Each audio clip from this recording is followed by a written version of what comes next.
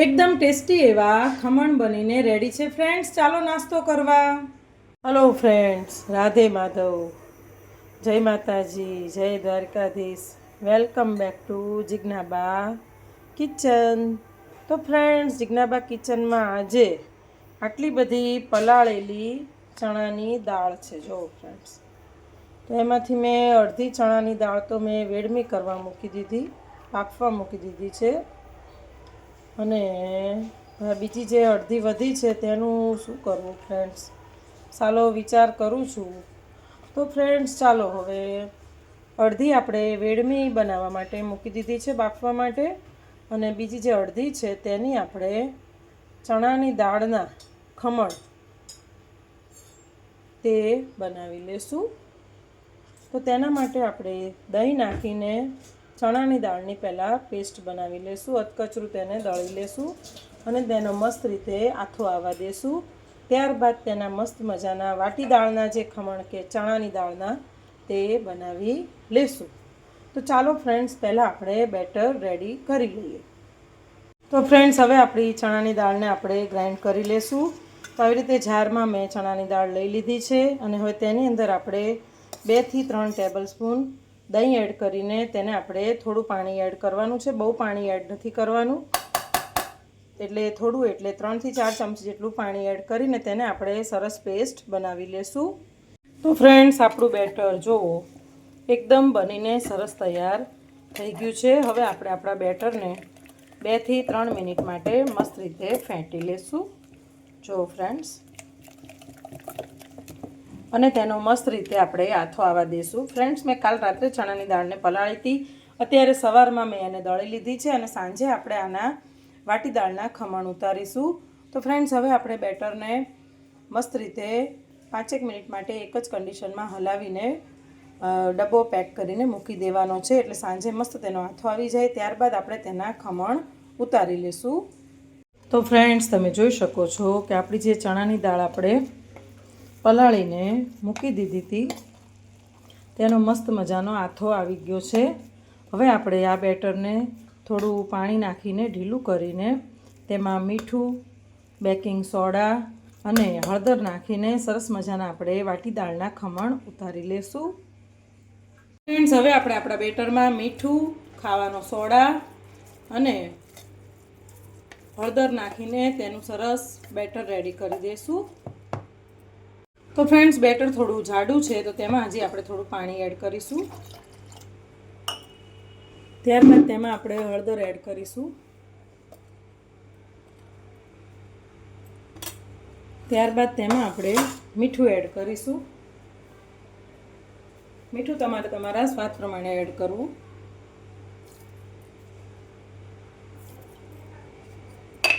અને હવે બેટરને સરસ રીતે આપણે ફીણી લેશું.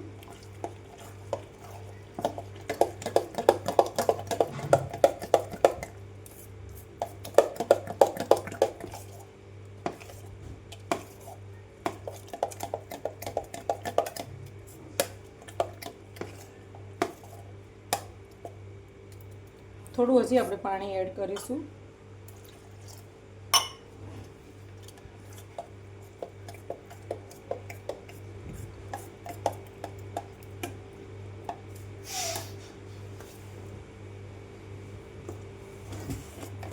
ત્યારબાદ તેમાં આપણે 1/2 ટીસ્પૂન જેટલો બેકિંગ સોડા એડ કરીશું.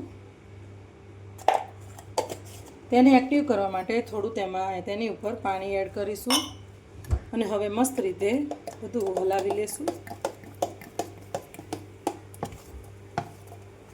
તો જો ફ્રેન્ડ્સ, કેવો સરસ આથો આપણો આવી ગયેલો છે, તે મસ્ત રીતે ફ્લફી થવા માંડ્યો છે. અને હવે આને આપણા સરસ એવા ખમણ રેડી કરી લેશું.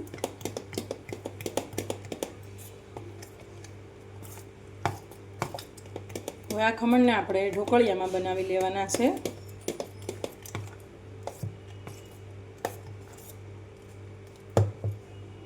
ફ્રેન્ડ્સ, હવે આપણે થાળીને મસ્ત રીતે ગ્રીસ કરી લેશું તેલથી. ત્યારબાદ તેમાં આપણે બેટર એડ કરી દેવાનું છે. જો હવે આપણું જે બેટર રેડી થઈ ગયું છે તે આપણે થાળીમાં એડ કરી દઈશું.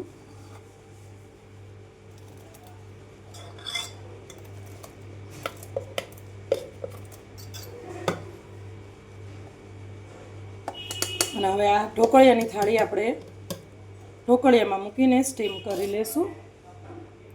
તો ફ્રેન્ડ્સ, બીજી થાળી પણ આપણે આવી રીતે રેડી કરી લેવાની છે.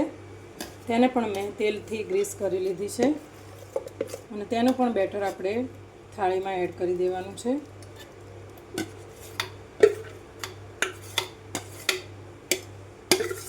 ફ્રેન્ડ્સ, આ ખમણ ઘરે જે બનાવો છો તે બજાર કરતાં અડધી કિંમતમાં જ આપણને પડે છે અને ખૂબ જ સસ્તા અને સરસ ચોખ્ખા એવા ખમણ આપણા રેડી થઈને તૈયાર થઈ જાય છે. હવે આ થાળીને પણ આપણે બાફી લઈશું. તો ફ્રેન્ડ્સ, આપણા મસ્ત મજાના વાટી દાળના ખમણ વઘારવાની તૈયારી કરી લઈએ. ખમણ સ્ટીમ થાય ત્યાં સુધીમાં તો ફ્રેન્ડ્સ, મેં અહીંયા લીલા મરચાંને ધોઈને સરસ કટ કરી લીધા છે. એક મરચાંના બે ભાગ કરી લીધા છે અને 2 ડાળી લીમડાના પત્તા લઈ લીધા છે. ત્યારબાદ તેને હિંગ, લાલ મરચાં અને રાઈ અને તલથી આપણે વઘાર કરી લેશું. ફ્રેન્ડ્સ, તમે જોઈ શકો છો કે આપણા ખમણ મસ્ત રીતે બની ગયા છે. જો ફ્રેન્ડ્સ, આવી રીતે ચપ્પુ અંદર નાખવાનું એટલે ચપ્પુ આપણું બગડે નહીં, એટલે આપણું ખમણ બનીને રેડી થઈ ગયું છે. હવે આને થોડી વાર ઠંડા થવા દેશું. ત્યારબાદ તેના આપણે કાપા પાડી લેશું.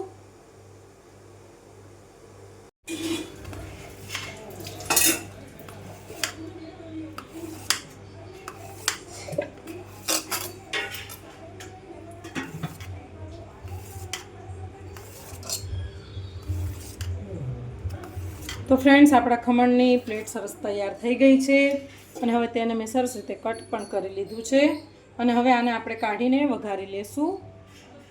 તો ફ્રેન્ડ્સ, જો આપણા વાટી દાળના ખમણ સરસ બનીને રેડી થયા છે. જો એકદમ સોફ્ટ એવા અને જાળી પણ ખૂબ જ સરસ પડી છે. તો આવી રીતે આપણે ખમણ તૈયાર કરી લેવાના છે. જુઓ, એકદમ પોચા રૂ જેવા બનીને તૈયાર થઈ ગયા છે. હવે તેને આપણે કાઢીને બધા વઘારી લેશું. તો ફ્રેન્ડ્સ, હવે આપણે આપણા ખમણને વઘારી લેવાના છે. તો એક પેનમાં મેં અહીંયા તેલ લઈ લીધું છે. તેલ 2 થી 3 ચમચા મોટા જે આવે છે તે લઈ લેવાનું છે, તેટલું ભરીને. ત્યારબાદ તેમાં આપણે હવે બધા વઘાર રેડી કરી લેશું. તેલ આપણું આવી જાય એટલે તેમાં સૌથી પહેલાં આપણે રાઈ એડ કરવાની છે. તો ફ્રેન્ડ્સ, આપણું તેલ આવી ગયું છે. હવે તેમાં સૌથી પહેલાં આપણે રાઈ એડ કરી દઈશું. રાઈ થોડી ઝાઝી નાખવાની છે. ખમણમાં રાઈ થોડી ઝાઝી હોય તો મજા આવે છે.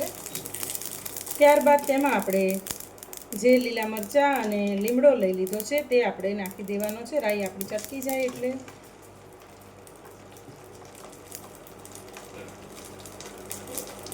જો ફ્રેન્ડ્સ, આપણી રાઈ સરસ ચટકી રહી છે.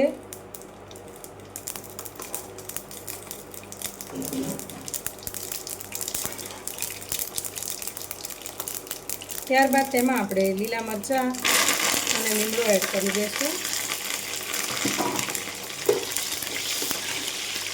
અને તેને પણ આપણે 10 સેકન્ડ માટે સોટે કરી લઈશું.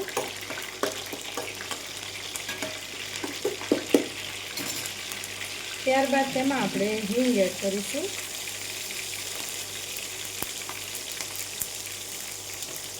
ત્યારબાદ તેમાં આપણે તલ એડ કરવાના છે.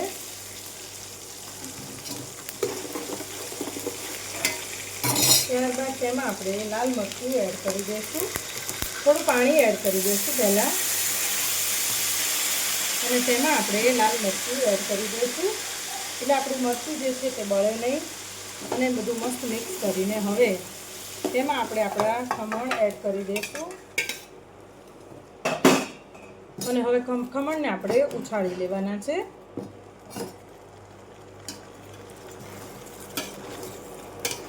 તો ફ્રેન્ડ્સ, મસ્ત મજાના આપણા ખમણ રેડી થઈ ગયા છે. જુઓ, આવી રીતે આપણે વઘાર કરી લેવાનો છે.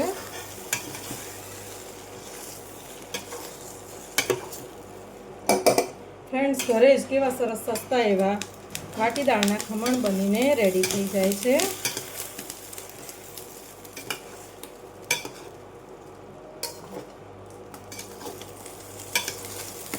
વાહ ભાઈ વાહ, કેવી સરસ સ્મેલ આવી રહી છે અને ટેસ્ટ પણ એટલો જ ફાઇન આવ્યો છે ખમણનો. ફ્રેન્ડ્સ તમે પણ જરૂરથી આવી રીતે ટ્રાય કરજો ચણાની દાળના વાટી દાળના ખમણ. તો જો ફ્રેન્ડ્સ મસ્ત મજાના ખમણ રેડી થઈ ગયા છે. હવે તેને આપણે સર્વ કરી લેશું. ગેસની ફ્લેમને હવે બંધ કરી દઈશું. તો ફ્રેન્ડ્સ તૈયાર છે આપણા વાટી દાળના ખમણ. તો તમે પણ જરૂરથી ટ્રાય કરજો. ખૂબ જ મસ્ત એવા તૈયાર થાય છે અને બજાર કરતાં અડધી કિંમતમાં બનીને રેડી થઈ જાય છે. એકદમ સસ્તા અને સરસ અને ચોખ્ખા એવા ઘરના ખમણ રેડી છે. તો ફ્રેન્ડ્સ જો તમારે મારી બીજી કંઈ વાનગી તે જોવી હોય કે જિજ્ઞાબા કિચનમાં શું બનવાની છે તે મને પોતાને પણ ખ્યાલ નથી હોતો. હું ગમે ત્યારે જે મારા મનમાં પડે તે હું બનાવી નાખતી હોઉં છું. તો તે વિડીયો તમારે જોવા હોય તો મારી ચેનલને તમારે લાઇક શેર અને સબસ્ક્રાઈબ તો કરવી જ પડશે. તો ફ્રેન્ડ્સ મારી ચેનલને લાઇક શેર અને સબસ્ક્રાઈબ કરજો અને પેલી બેલ આઇકોન પ્રેસ કરવાનું ભૂલતા નહીં, જેથી કરીને મારા જે નવા વિડીયો આવે તે તમારા ફોનમાં આવી જાય. તો ફ્રેન્ડ્સ તમે પણ જરૂરથી ટ્રાય કરજો.